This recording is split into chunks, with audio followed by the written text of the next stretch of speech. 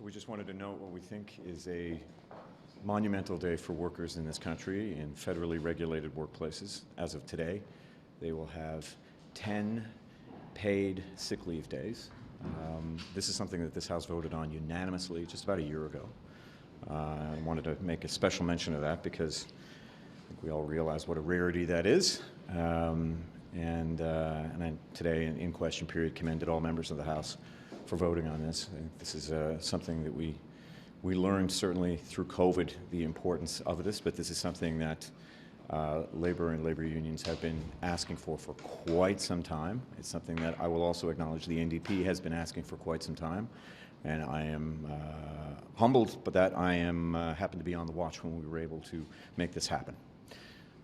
Bea, throw it over to you. Sure. Canada's unions are absolutely very pleased that federally regulated employees will have 10 paid sick days starting today. We think that this is a long time in coming, and we know that workers have difficult choices to make often, whether or not they're going to go to work when they're under the weather, or whether or not they're going to be able to meet their financial commitments and pay the rent, so to speak. So the fact that workers can keep themselves, their families, their workplaces, and their communities safe is critically important, and we appreciate that this has come to pass and that government has made this happen.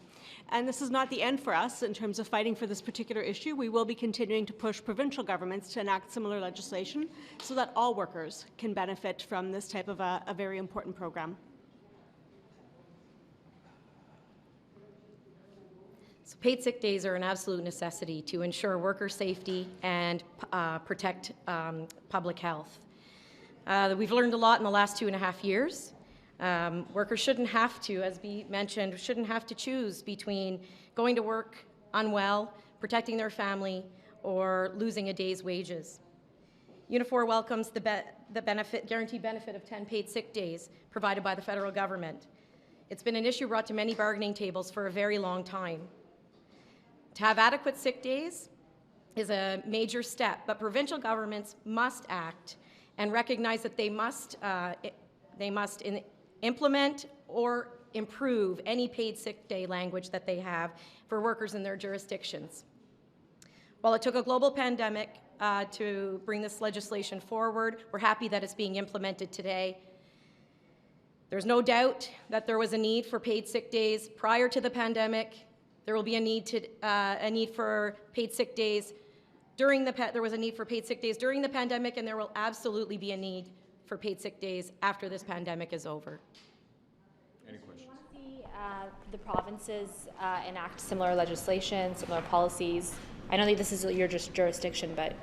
Indeed. So in Prince Edward Island, I believe it's 1 day after 5 years of continuous employment. In BC, it's 5 days, which they just started in January of this year. You know, I'm in charge of the federally regulated space. So that's about 1 million workers, just under 1 million workers, about 6% of the workforce. The rest are in provincial and territorial space. So, you know, we believe this is the right thing to do. We also think it's the smart thing to do, to be honest. I mean, right now, the ground underneath us in our economy has dramatically changed. Right? We're dealing with the biggest labor shortage in Canadian history. That means that it really is in employers' best interests to make sure that they retain their employees, because if you retain an employee, they're more productive, and if they're more productive, it's more profitable. But you know, what we also want to talk about here is an issue of safety. Employees feeling safe in their workplace, feeling welcome in their workplace, feeling heard. And you know, as we've said, nobody should have to choose, and this happened all too often, unfortunately, during COVID, nobody should have to choose between getting paid and getting better. Nobody, if you feel a sniffle coming on and you think, oh my goodness, don't take the chance. Understand that you have that freedom and that you have that fiscal room to do the right thing, stay home, and keep your workplace safe. So would you join Unifor and CLC in calling on the provinces to enact 10 days as well? Oh, I have. I mean, I've spoken to my provincial and territorial colleagues and certainly made the case. I'm respectful, having come from in my experience in working with a provincial government, I'm very respectful of jurisdiction and provincial and territorial jurisdiction. But that doesn't prevent you from making a very moral and rational case in favor of this. Do you think this would have happened without the pandemic? Do you think this policy ever would have been put in place? I actually do. But it maybe wouldn't have happened as quickly, perhaps. I think this is an event. I think this would have happened. because I think the demographics have changed so substantially, and I think that a labor shortage has really empowered workers in this country. We've seen it time and again. What has happened during COVID, you know, what we're kind of sorting through the numbers, but what we believe has happened is a demographic change that we knew that was coming has been substantially accelerated. And that means baby boomers have decided to retire a little earlier than they might have normally. And, you know, we knew, because baby boomers and Gen Xers started having fewer kids, that there would be fewer kids who would enter into industries that really depended on young people, like tourism, like retail, like hospitality. We're seeing that. People are, you know, people say, geez, we're all the workers, we're all the workers. So that is happening, and this is one way, you know, that we can go a long way to meeting a demand that workers, I will gratefully acknowledge, that, you know, the labor movement has been calling for some time, and the NDP had been calling on for some time.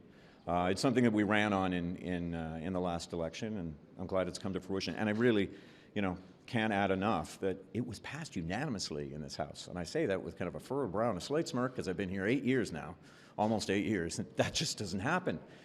And you know, with that note, I got to give a shout out to all my colleagues, and I would say particularly my friend Scott Aitchison and the Conservatives, who I think really made the case in their caucus as well. I think that was important, not just to pass the legislation, but as I think it was tremendously symbolic to and meaningful to workers in this country. I'd like to ask all three of you then. It's like, what role do you each play then in trying to bring the provinces on board to try and make this, to expand this beyond where it is right now?